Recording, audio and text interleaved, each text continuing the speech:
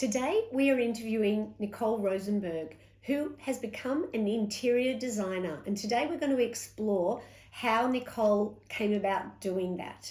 But before I introduce Nicole, I would like to remind you that the socialblueprint.org.au offers you many upcoming events in our community. So please check out all the resources and the community notice board that we have created for you. Today, welcome Nicole. Thank you, Michelle. It's lovely to be here. Lovely to have you here. Thank you. So to begin, where did you attend high school? I went to Wesley, which I absolutely loved, except for the uniform, which was a revolting shade of purple with yellow piping. But no, it was fabulous. I loved my time there. Great. So after Wesley, where did you go? What did you do? So I really didn't know what I wanted to do after year 12. I did pretty well with my marks, and my parents steered me into a medical direction of occupational therapy. And so I studied that for 4 years. Didn't really love that aspect of it, the studying at all. And then I went into the field. So I went and worked in hospitals as well for about another 4 years. So that was sort of 8, maybe 9 years of my life doing occupational therapy. So that obviously ended for you, and what happened next? So I got married and I started having kids.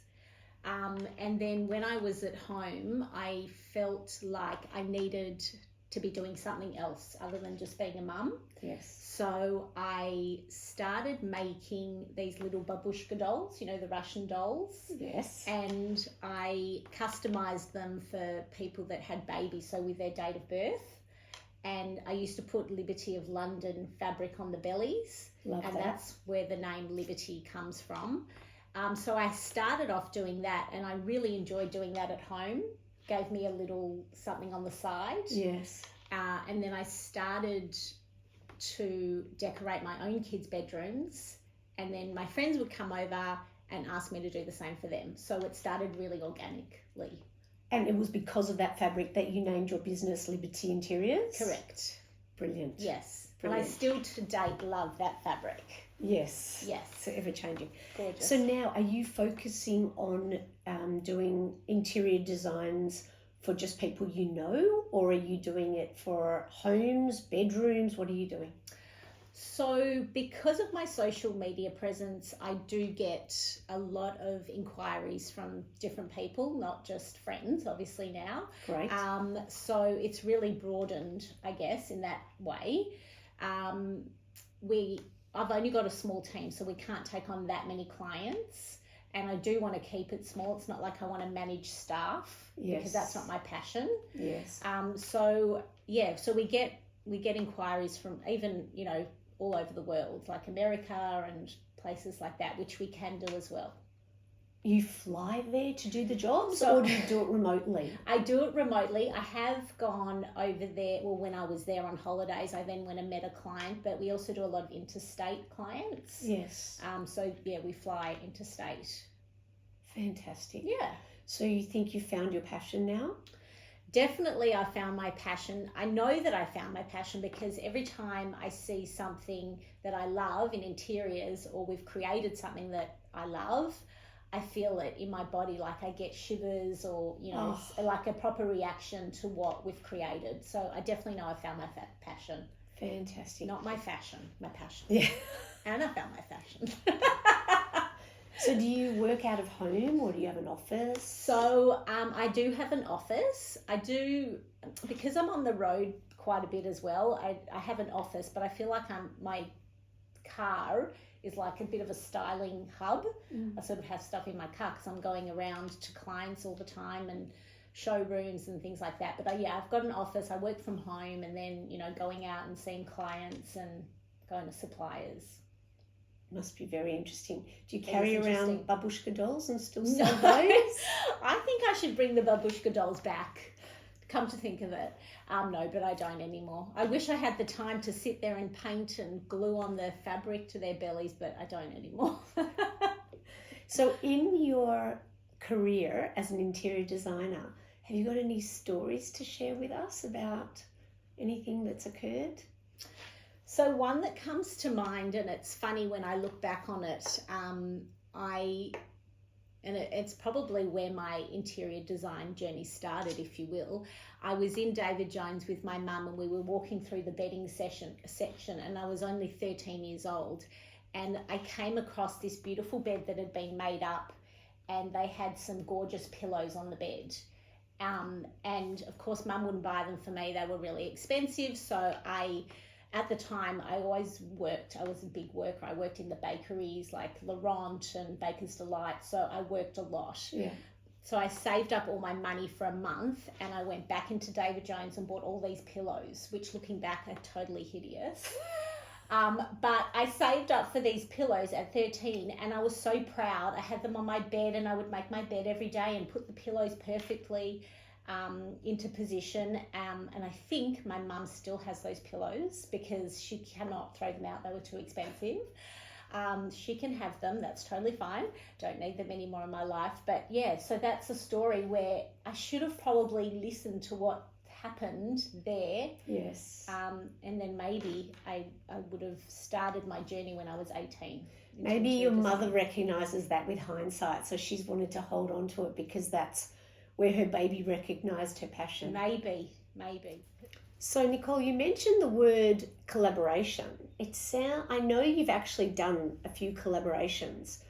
Who have you collaborated with, and how have you managed to make those happen? Sure. So most recently I've done collaborations with Chadstone, Dulux, Bunnings, Adairs. That's all I can think of. They're pretty good names. So I actually don't go looking for the collaborations. They come through my talent management company. Yes. So they come to me with the collaborations, and then I say if I want to go ahead or I don't want to go ahead.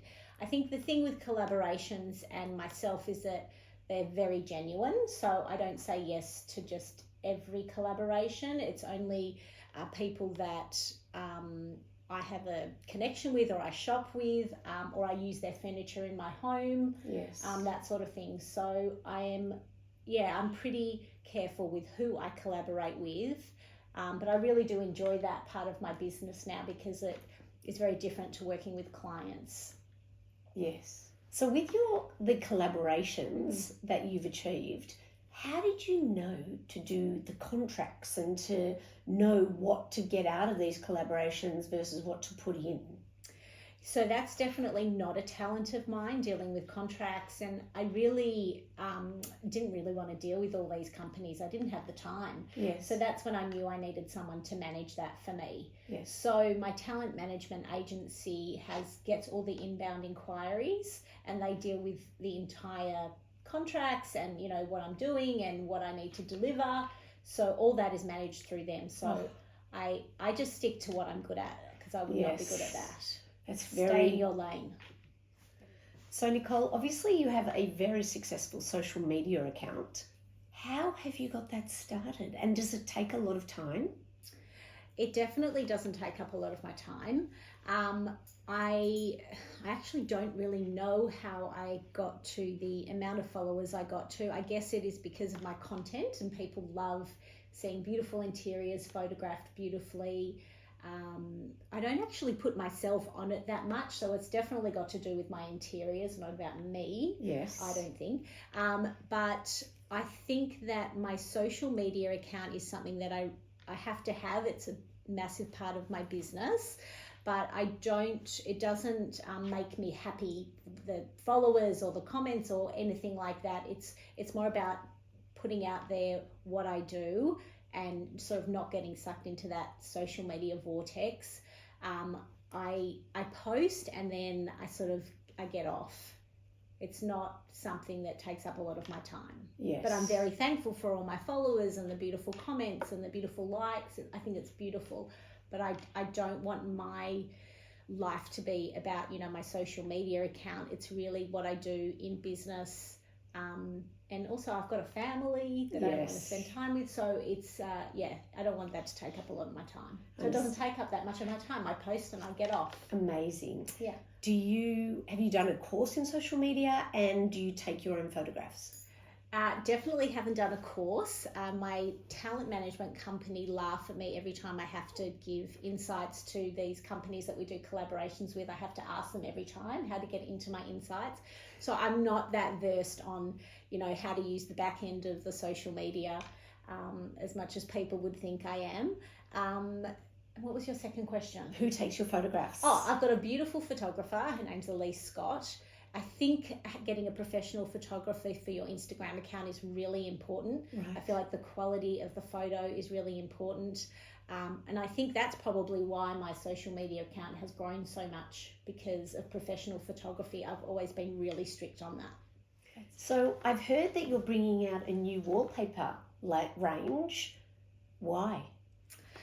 Well, I felt like there was a real gap in the market, and obviously I am in that field where I see lots of different wallpaper, and I feel like I just wanted to create something that was a little bit more design focused. People are often a little bit scared to use wallpaper. Yes. And if the colours are sort of a little bit out there, it's hard to sell that to a client, I guess. So these are a little bit more neutral, like neutral palettes. The designs are quite soft. Yes. It's really easy to just make the decision that you want to, buy these wallpaper designs, because they are not, polarizing in any way.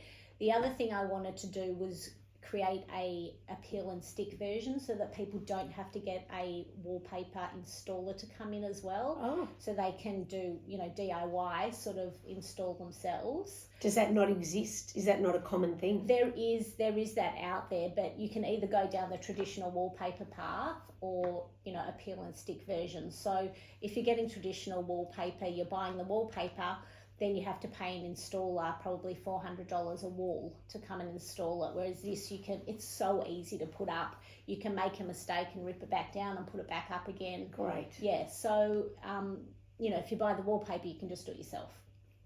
Fantastic. And so neutrals are the thing. Yeah, neutrals, but like the tones are very, like, there's sort of pinks and blues and greens, but I've really focused on the tones of those colours, because I feel like there's pinks out there that some pinks are too bright. Yes. So they're sort of like softer, muted, dusty colours. Great. Yes. Sorry, Sharon. How have you gone about getting this collection to happen? So it's sort of happened over quite some time, just because I'm so busy with work and sort of my other collaborations. But I started probably designing them about a year ago. Yes. And everything has been painstakingly changed, and because I'm so finicky with colours and tones, it's taken a lot longer. So I've got a graphic designer who I work with, so I give her the designs of what I want, and then she'll come back with some options, and then we'll sort of adjust bits and pieces. And then I've got a local wallpaper supplier. Fantastic. So Yeah. they're going to be Australian made. Yeah. Brilliant. Yeah. So it's all manufactured here. Excellent. And it comes to you within 2 weeks. Fantastic. So what does the Jewish community mean to you, Nicole? I feel like it means to me belonging to something. I think we're really fortunate to be able to feel like we're all part of this community, and I wonder how it would feel to be out of that community or not have a community. And I think that we sort of take that for granted a lot, and I think our kids take it for granted as well. But I feel like for me, it's the sense of community. It's just food, it's festivals, it's friendships. Yes. Yeah. So it sounds like you've had a really interesting journey, and one that's been really self-satisfying. Yes. What are some things that people may not know about Nicole? You probably have to ask my family, things like that. But I think one of the things that people don't know about me, although definitely my close friends would know about me, is that I have definitely got an organisational clean freak thing going on. Yes. So I'm very organised in my own home.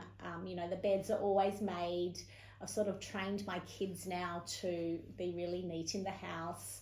I'm the kind of person that goes into the pantry. I've got labels on everything and I will adjust the labels so that it's all straight. Sounds a bit crazy, but that's probably something that people don't know about me. It's probably not that interesting. Maybe it is. My husband would say lucky husband. Yeah. My husband wouldn't say that. That's right.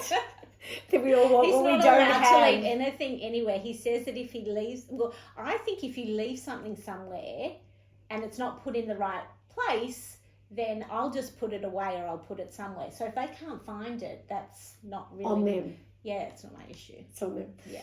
So Nicole, with all of the learning that you have done by changing careers and having a successful interior design business, what are some takeaways that you can leave with the Social Blueprint audience?